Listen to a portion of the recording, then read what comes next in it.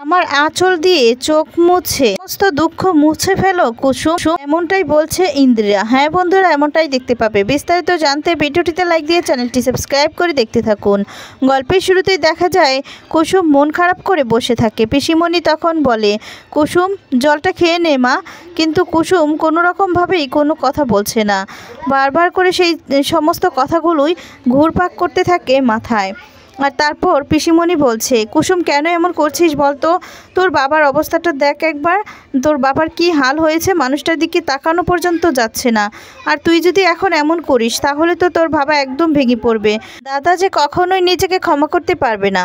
এদিকে তখন সংকল্প বলতে থাকে, কি হয়েছে কি হয়েছে?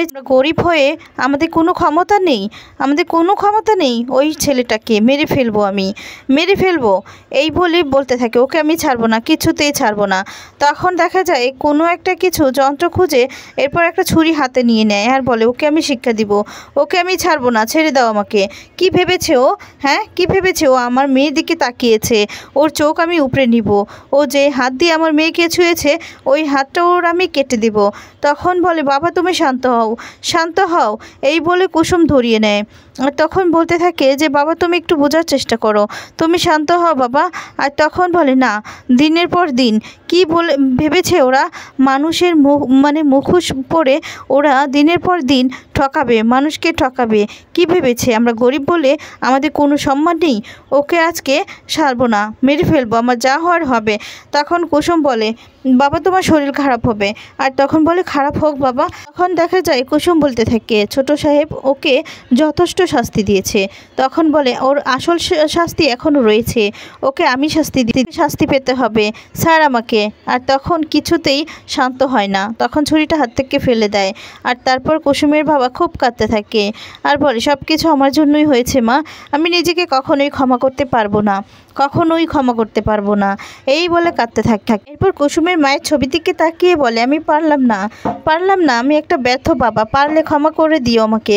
কুসুম তখন বলে, বাবা, ও বাবা তুমি কেন এমনটা করছো? তুমি আর কোনোদিনও আমার তোমার থেকে আমাকে দূরে পাঠিয়ে দিও না বাবা, দূরে পাঠিয়ে দিও না, আমি তোমাকে ছাড়া কোথাও যাব না। আর তখন কুসুমের বাবা বলে যে, না, তোকে কথা দিলাম আমি সারা জীবন তোর আমার চোখের আড়াল করতে দেব না, আমি আড়াল হতে দেবই না। ওদিকে দেখা যাবে কুসুমের সাথে যেই অন্যায়টা হয়েছে সেই অন্যায়ের কথাগুলোই ওদিকে দেবীমা সহ সবাই বলতে থাকে। ঈশান তখন বলে, আমার তো প্রথম থেকে ওই ছেলেটাকে সুবিধার মনে হয়নি। কুসুমের বাবা কাকা সিদ্ধান্ত নিয়েছে বলে আমি আর কিছু বলতে পারিনি। আর তারপর দেখা যাবে ঈশান আর এদিকে দেবলীনাকে যে একসাথে দেখেছে সেই কথাগুলো ঈশান ভাবতে থাকে আর মনে মনে বলতে থাকে যে কোনোভাবে দেবলীনার সাথে সংযুক্ত নেই তো। আর তখন বলে যে, দেবলীনা তুমি আমাকে একটা কথা বলো তো, তোমাকে তো ওই অজয়ের সাথে অনেকবার কথা বলতে দেখেছি, আচ্ছা তুমি কি নিয়ে কথা বলছিলে বলো তো, আর তুমি ওর ব্যাপারে কি জানো বলো তো? দেবলীনার কথা শুনে দেবীমা বলে, মানে দেবলীনা জানে? আর তখন বলে, কি করে এটা হতে পারে, কি জানো তুমি দেবলীনা? আর তখন বলে, মানে আমি কি জানবো ওর সম্পর্কে, আমি কি জানতে চাইবো? আর তখন বলে, তাহলে তুমি এত কথা বলতে কেন?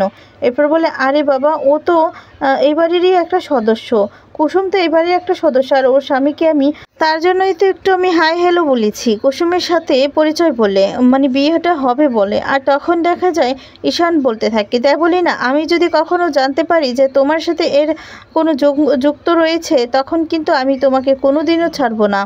তখন বলে, প্লিজ ঈশান তুমি সব বিষয় না আমাকে সন্দেহ করাটা বন্ধ করো, কেন এটা করছো? আর তখন দেখা যাবে এদিকে দেবলীনার কথা শুনে এদিকে তখন দেবীমা বলতে থাকে, ঈশান একটু প্লিজ চুপ করো। তখন ছোট কাকাই বলতে থাকে, অজয় একজন বাইরের লোক হয়ে এরকমটা করবেই কেন, আর তাছাড়া আমাদের কুসুমের সাথে কি সম্পর্ক?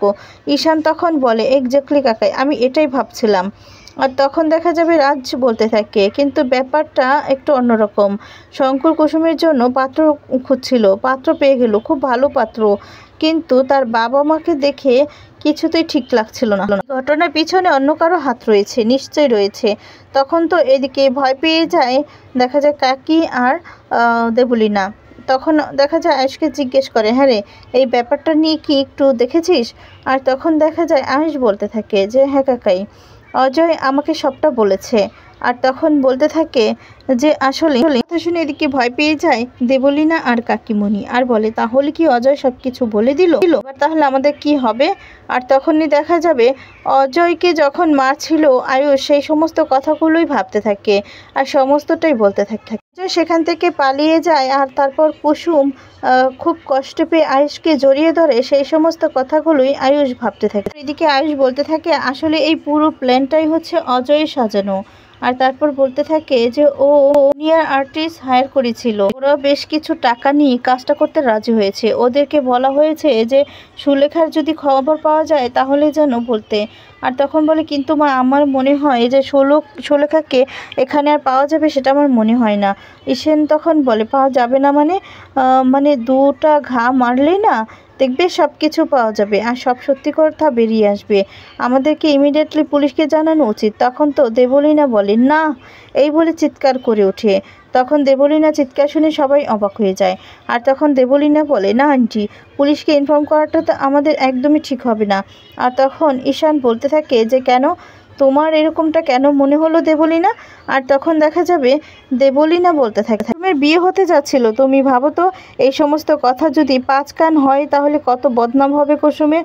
আর তখন বলে তাহলে তো ওর কোনো দিন বিয়েই হলো না। তখন মীনাক্ষী বলে হ্যাঁ আমার সেটাই মনে হয়। তখন দেবলীনা দেবীমাকে বলে আন্টি কুসুম যে সুস্থ হয়ে ফিরে এসেছে সেটাই তো বড় ব্যাপার, আমাদের এখন তার পাশে দাঁড়ানো দরকার।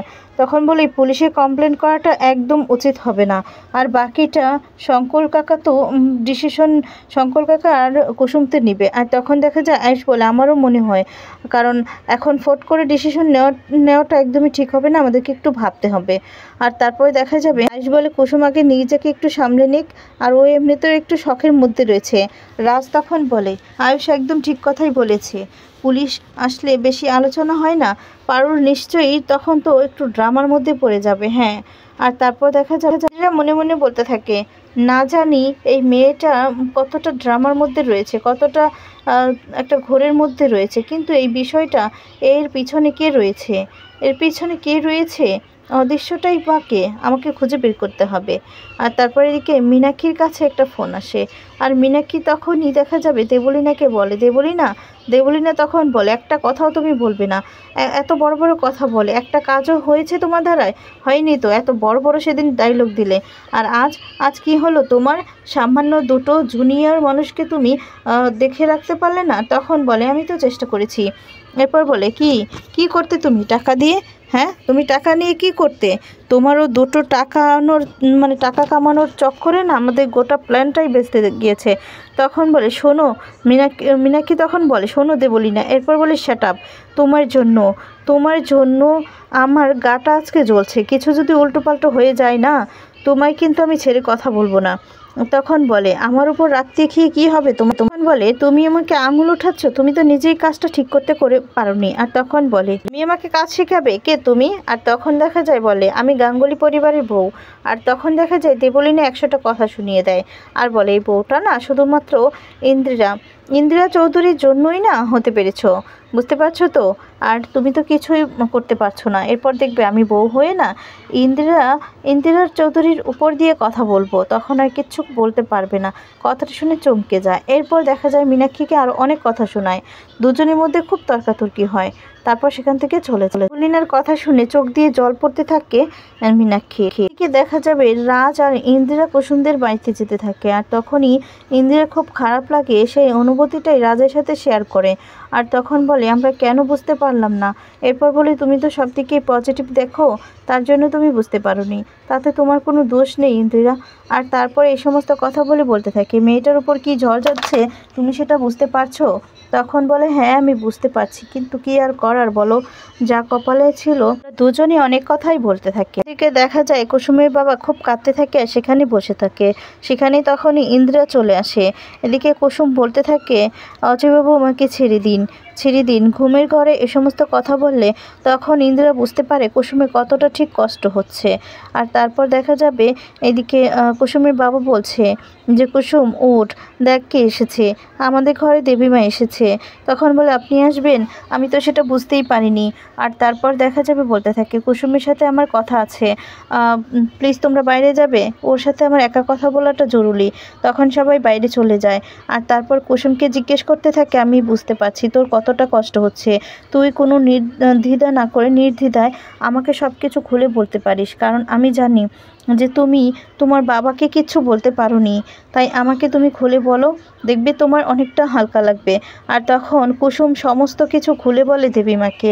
দেবীমা খুব রেগে যায় আর বলে মনে সাহস রাখো, আর এই যে নাও আঁচলটা নিয়েই তুমি চোখ মুছো, সমস্ত দুঃখ এই ইন্দিরা চৌধুরী আঁচল দিয়ে মুছে দাও, আমি তোমার পাশে আছি, কে এই কাজ করেছে, কিসের জন্য করেছে, সবটা খুঁজে বের করব। কুসুম তখন খুশি হয়ে যায়। তো বন্ধুরা আজকে ভিডিও